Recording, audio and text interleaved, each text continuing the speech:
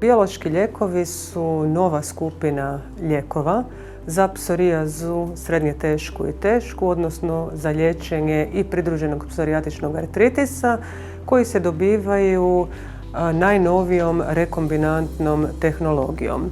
Riječ je u biti o lijekovima koji ciljaju točno određene molekule važne u imunološkom putu razvoja psorijaze i psorijatičnog artritisa. Danas je u Republici Hrvatskoj registrirano 3 različite skupine bioloških lijekova. Vrlo rano, još negdje 2008. godine, registrirani su TNF-alfa inhibitori koji ciljaju čimbenik nekroze tumora alfa, jedan od važnih molekularnih ciljeva u nastanku same psorijaze. I upravo je prvi lijek koji je dan intravenski pod nazivom Infliximab dan u našem referentnom centru za psorijazu pri Klinici za dermatovenerologiju KBC-a Rijeka. U ovu skupinu bioloških lijekova, znači TNF-alfa inhibitori, osim Infliximaba su još lijek Adalimumab i Etanercept. Infliximab je jedini biološki lijek koji se daje intravenski u infuzijama svakih 8 tjedana, za razliku od ostalih bioloških lijekova koji se daju također parenteralno, međutim supkutanim injekcijama. Humira, Adalimumab koji se daje svaka 2 tjedna i Etanercept, Enbrel koji se daje 1 puta tjedno. Već 2010. godine dolazi nam novi lijek, to je inhibitor interleukina 12-23, Ustekinumab Stelara koji ima vrlo dobru šemu doziranja zbog toga što se u fazi održavanja daje svakih 12 tjedana, pa tako pacijent praktički liječi svoju bolest sa samo 4 doze lijeka. I od 2016. godine slijedi nova skupina bioloških lijekova, to su inhibitori molekule interleukin 17. To su 2 lijeka, Ixekizumab i drugi lijek je Secukinumab. Daju se također supkutano u fazi održavanja 1 puta mjesečno, a to su ujedno i lijekovi koji služe za liječenje psorijatičnog artritisa. Od prije 2 godine imamo još jednu najnoviju skupinu bioloških lijekova, to su inhibitori interleukina 23, Guselkumab i Risankizumab. Treba napomenuti da su to najnoviji lijekovi, vrlo sigurni, koji imaju također dobru šemu doziranja, daju se supkutano svaka 2, odnosno svaka 3 mjeseca. Isto tako treba reći da je jedan od ovih inhibitora interleukina 23, Guselkumab, od ove godine registriran i za liječenje psorijatičnog artritisa. Ono što bih htjela naglasiti da su to u biti lijekovi koji imaju vrlo dobar sigurnosni profil, oni su izuzetno učinkoviti, tako da ova nova skupina lijekova, inhibitori interleukin 17 i interleukin 23, praktički u pacijenata dovode do čiste kože, odnosno gotovo čiste kože. Pacijenti više nemaju psorijaze, oni su sretni i zadovoljni, kvaliteta njihovog života je odlična i to je praktički najveći benefit koji nam daje ova najnovija generacija lijekova, to su ti dakle biološki lijekovi. Biološki lijekovi se prema zakonodavcu Hrvatskom zavodu za zdravstveno osiguranje mogu propisati u bolesnika koji imaju srednje tešku do tešku psorijazu, a znači riječ je o bolesnicima koji imaju indeks težine bolesti veći od 15 ili pak indeks kvalitete života veći od 15, s tim da mora postojati kontraindikacija ili neučinkovitost na najmanje 2 ranije primijenjena sustavna lijeka, uključujući metotreksat, ciklosporin, neotigason i ili fototerapiju. Dakle, to je nekakva smjernica koja je napisana i u smjernicama Hrvatskog dermatovenerološkog društva.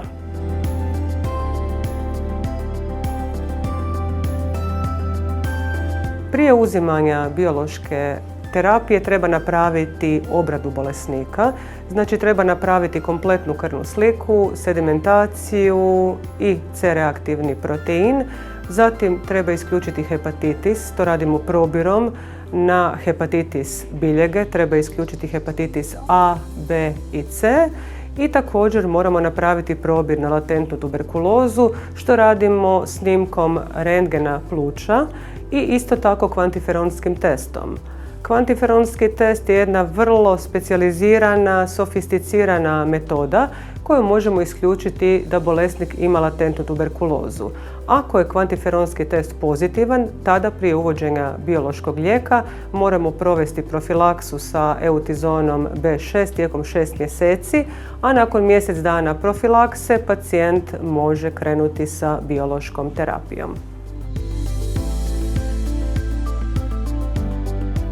Nuspojave bioloških lijekova postoje, međutim, općenito gledajući možemo reći da su biološki lijekovi sigurna opcija.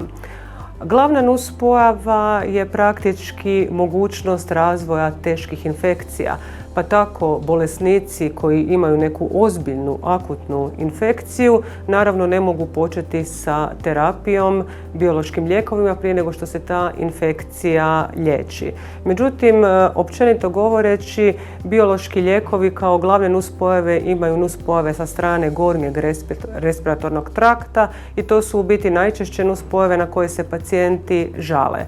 Međutim, treba reći koje su kontraindikacije za uzimanje bioloških lijekova. One su različite ovisno o skupini bioloških lijekova.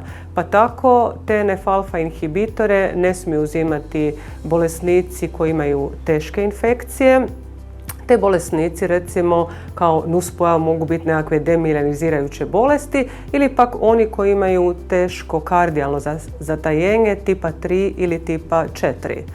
Što se tiče interleukina 17 inhibitora, bolesnici koji imaju pridružene upalne bolesti crijeva nisu pogodni za ovu skupinu lijekova. Glede interleukina 23 inhibitora praktički osim akutnih teških infekcija nekakvih drugih kontraindikacija nema i ono što bih naglasila uz dobar multidisciplinarni tim liječnika koji nadziru bolesnike sa psorijazom, biološki lijekovi su jedna sigurna opcija.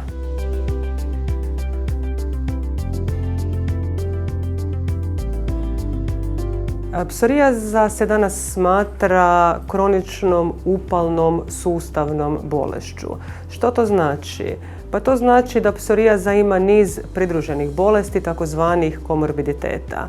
Najčešći komorbiditet u psorijazi je psorijatični artritis koji se može javiti u oko 40% bolesnika sa psorijazom.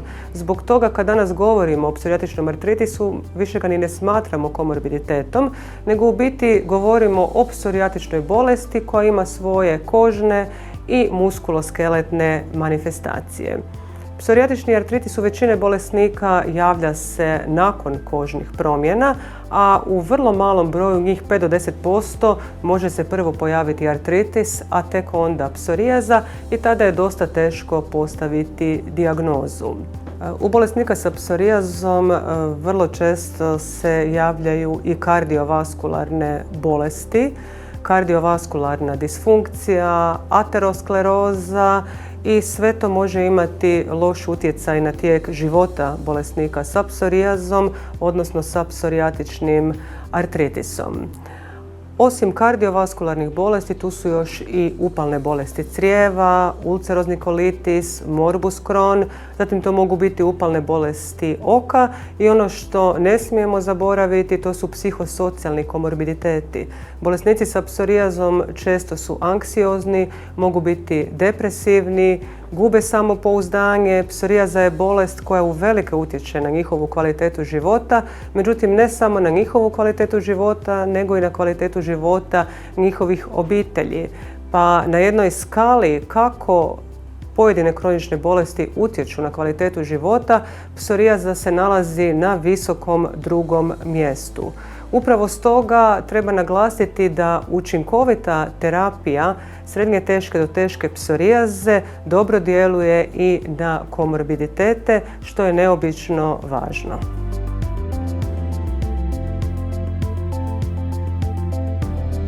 Bolesnici sa psorijazom na biološkoj terapiji ne smiju se cijepiti živim cjepivima. Naravno, oni se mogu cijepiti neživim cjepivima, tako da se preporuča jedanput godišnje cijepiti se protiv gripe, influence, a danas kada smo u eri COVID pandemije, svakako se preporuča da se pacijenti sa psorijazom na biološkoj terapiji cijepe cjepivom protiv SARS-CoV-2 virusa.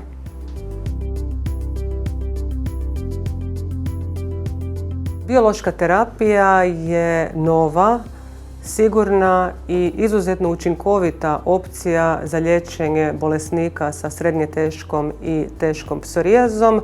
To je terapija koja u bolesnika dovodi do čiste kože, a samim time i poboljšava njihovu kvalitetu života. Znači, to je jedna najnovija opcija za liječenje naših bolesnika.